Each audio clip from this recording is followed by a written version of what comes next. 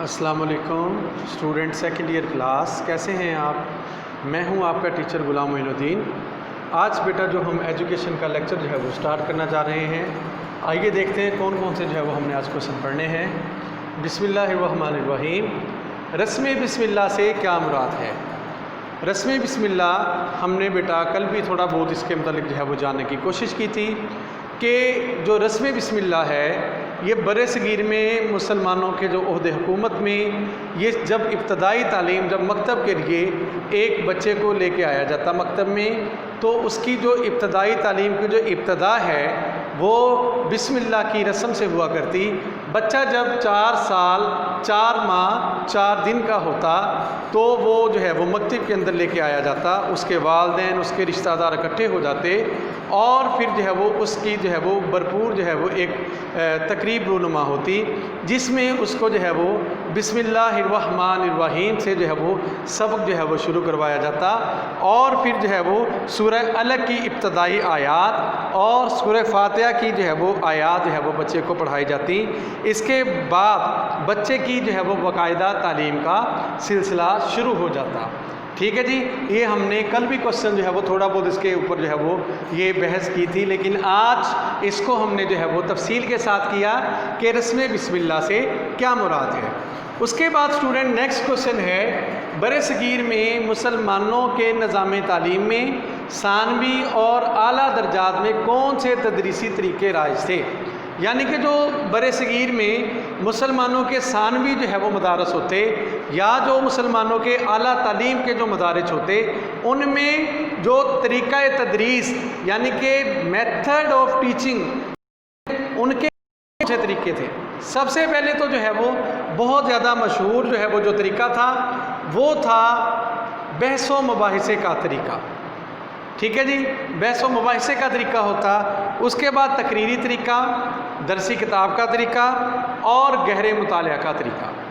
اب دیکھیں برِ صغیر میں جو تقریری طریقے تدریس، اب ہم نے جو طریقے بتائے ہیں وہ ہیں 4۔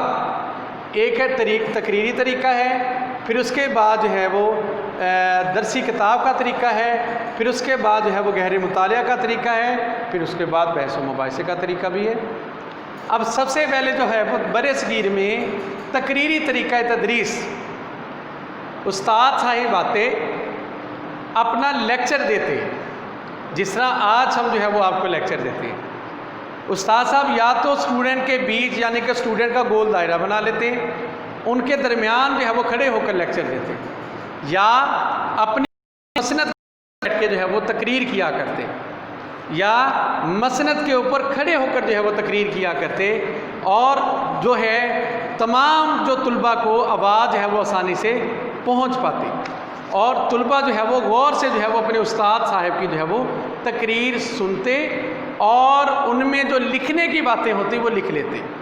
اس کے بعد جو ہے جو مشکل سوال ہوتے، پیچیدہ سوال ہوتے، وہ جو ہے وہ طلباء جو ہے وہ اساتذہ سے جو ہے وہ دوبارہ ڈسکشن کرتے اس کی، اور استاد صاحب ان کی غلطیاں ٹھیک کرواتے، ان سوالات کے جو ہے وہ اچھی طرح جواب دیتے،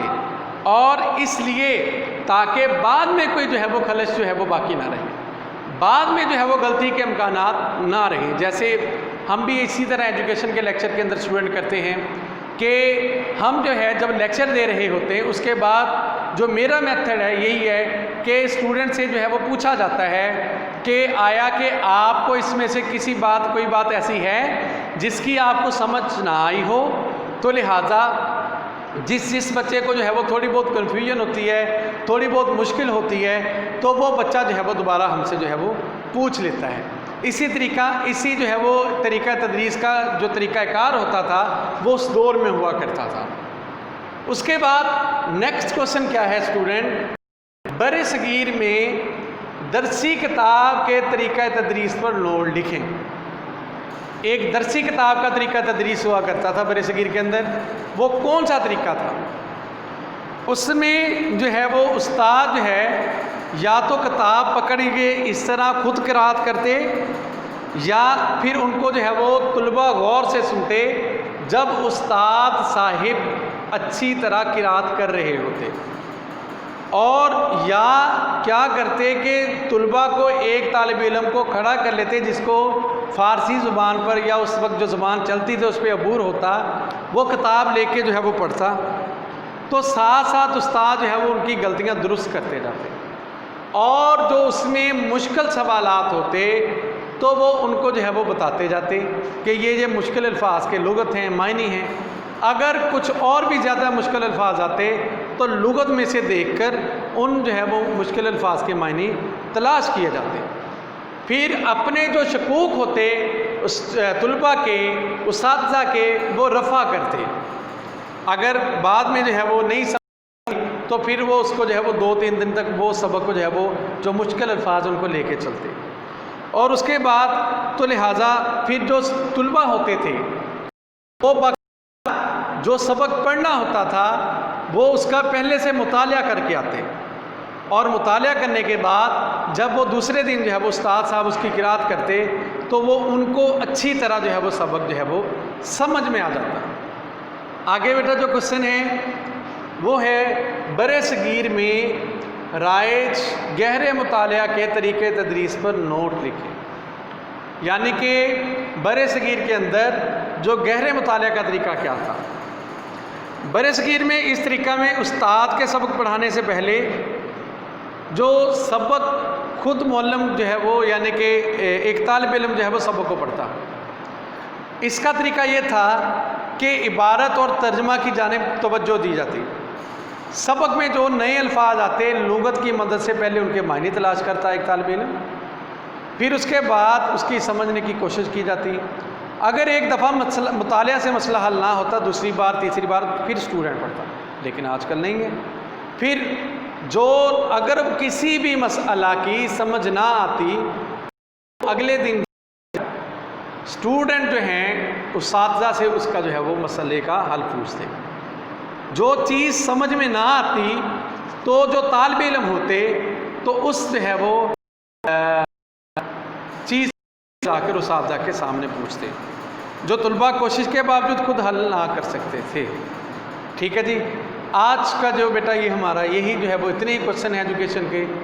اور انشاءاللہ کل جو ہے ہم جو ہے وہ نیکسٹ جو ہے وہ لیکچر جو ہے وہ یہ پڑھیں گے۔ تو اس میں اگر جو ہے وہ کوئی غلطی ہے تو آپ ہمیں بتا سکتے ہیں اس ویڈیو کے نیچے کمنٹس کے ذریعے۔ ایک دفعہ بیٹا میں آپ کو پھر رپیٹ کر دیتا ہوں، برسم بسم اللہ سے کیا مراد ہے، یعنی کہ بسم اللہ کی رسم سے کیا مراد ہے، اور برِ صغیر میں مسلمانوں کے نظام تعلیم میں جو ثانوی اور اعلیٰ درجات میں کون سے تدریسی طریقے تھے، وہ 4 تھے اسٹوڈنٹ۔ غیر مطالعہ کا طریقہ تھا، درسی کتاب کا طریقہ تھا، تقریری طریقہ تھا، بحث و مباحثے کا طریقہ تھا، اور اس کے بعد تقریری طریقہ کیا ہوتا، جس طرح لیکچر میتھڈ ہے اس طرح ہوتا۔ ٹھیک ہے جی، اس کے بعد درسی کتاب کا طریقہ کیا ہوتا، یعنی کہ اس کے اندر جو ہے وہ ایک استاد جو ہے ایک جو ہے وہ کتاب کو جو ہے وہ لے کر جو ہے وہ پڑھتا، اس کو پڑھ کے جو ہے وہ سناتا یا کسی طالب علم سے کہہ دیتا۔ اس کے بعد گہرے مطالعے کا طریقہ جو اسٹوڈنٹ یعنی کہ اسٹوڈنٹ جو ہے وہ گھر سے پہلے مطالعہ کر کے آتے، جو لیکچر اگلے دن ہونا ہوتا تھا۔ اب دیکھیں آج کل تو ایسے نہیں ہوتا، یعنی کہ اسٹوڈنٹ پڑھ کے کوئی ہے اکا دکا جو پڑھ کے آئے، لیکن اس زمانے میں طالب علم جو ہے وہ پڑھ کر آتے تھے، اس لیے وہ جو ہے وہ عظیم انسان جو ہے وہ اس دور کے اندر پیدا ہوئے۔ آج کے لیے میں اجازت چاہتا ہوں، جزاک اللہ خیرہ، السلام علیکم۔